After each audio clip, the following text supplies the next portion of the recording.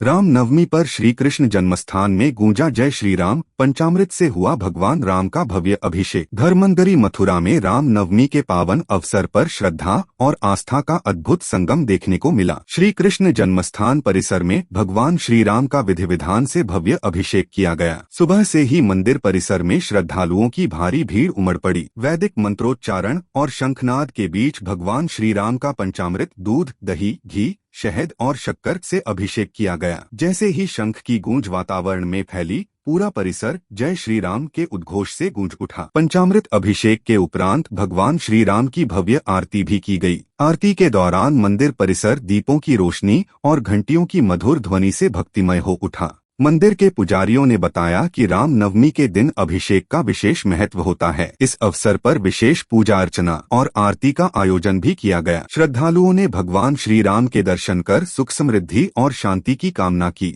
पूरे परिसर को आकर्षक फूलों और रंग-बिरंगी रोशनी से सजाया गया था, जिससे माहौल और भी भक्तिमय हो गया। सुरक्षा के पुख्ता इंतजाम किए गए थे ताकि श्रद्धालुओं को किसी प्रकार की असुविधा न हो। रामनवमी के इस पावन अवसर पर मथुरा की धरती एक बार फिर भक्ति रस में सराबोर नजर आई। आज मर्यादा पुरुषोत्तम भगवान श्री राम का जन्मोत्सव भुवनेश्वर की जन्मस्थली पर किस प्रकार से मनाया गया?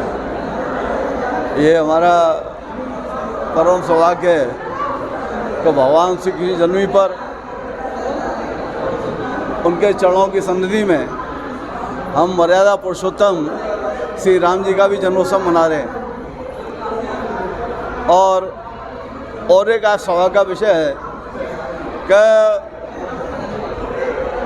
जो विग्रह रामनवमी पर श्री राम जी का विराजमान है, आज वही रथ विग्रह हमने कृष्णनवमी पर भी विराजमान करके और उसी का अभिषेक किया है। तो निश्चित रूप से जो भी भक्त यहाँ होंगे उनको अनुभूति होगी कि इसे अयोध्या में अभिषेक हो रहा है। हम उसी तरह यहाँ भी कृष्ण और रामलला का अभिषेक कर रहे हैं और स्थायी रूप से यहाँ राम जी विराजमान है, उनके साथ में जो विग्रह वहाँ विराजमान है उसका भी नियमित दर्शन यहाँ होते रहेंगे। ये हमारे लिए रामो विग्रहवान धर्म, राम जी का मतलब है कि धर्म के स्वरूप, मर्यादा के स्वरूप। विश्व में सभी प्रभु के अवतार हैं, महापुरुषों का भी सम्मान है, लेकिन राम जी जैसा मर्यादा पुरुषोत्तम चरित्र प्रभु ने इस अवतार में उदाहरण करके लोगों को संदेश दिया, ऐसा कोई तुलना करने वाला भी आज तक नहीं है।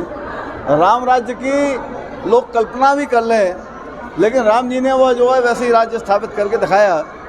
नए दर्द को दुख न दीना, न कोई अवध न लक्षण ही ना। और संज्ञा ने कहा है, जब जब हो धर्म की हानि, बाढ़ें असुर अधम वानी, सीधे विप्र धैन असुर धनी, करें हनी जाय नहीं बनी, तब तब प्रभु धर विविध शरीरा, हरे कृपा ने सज्जन पीरा। कि यदि गौ ब्राह्मण पर धर्म पर आघात होगा तभी प्रभु जहाँ जो है भूभाग पर उन राक्षसों का निस्तारण करने की और गौ माता ब्राह्मणों की रक्षा के लिए अवतारण लेते हैं। तो ये भी एक विश्वास लेकर के आज भी लोग 16.5 लाख वर्ष बाद भी यही कल्पना करते हैं कि यदि अत्याचार होगा तो प्रभु हमको सामर्थ्य देंगे। और प्रभु अवतार ने, वो तो उनकी कृपा है, लेकिन वो भक्तों में वो शक्ति दे देते हैं कि वह दुष्टों का निस्तारण करके धर्म की स्थापना करें। राम जन्मभूमि आपका साक्षात प्रमाण है। विदेशी लुटेरे धर्मी बाबर ने, वो भारत का नहीं था, तजाकिस्तान से आया था, 1528 में रामलला के भव्य मंदिर को तोड़ करके रामजन्मभूमि पर और एक ढांचा खड़ा कर दिया था।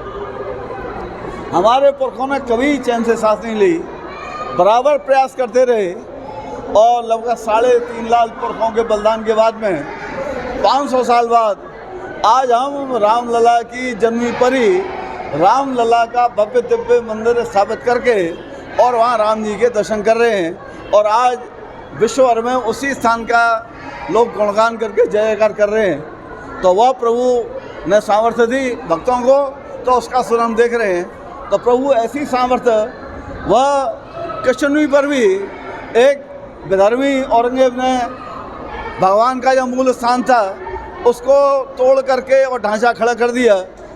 अच्छा तो लेकिन कृष्ण लला भी कृपा करें और जो शासन में हैं, जो भी सत्ता में हैं, यदि वो राम को मानते हैं, कृष्ण को मानते हैं, बाबा विश्वनाथ को मानते हैं, तो कम से कम उनको ये दर्द होना चाहिए कि कृष्ण जन्मभूमि का मतलब कृष्ण जन्मभूमि। प्रभु हमको सामर्थ्य दें, प्रभु कृपा करें, भक्त जुटें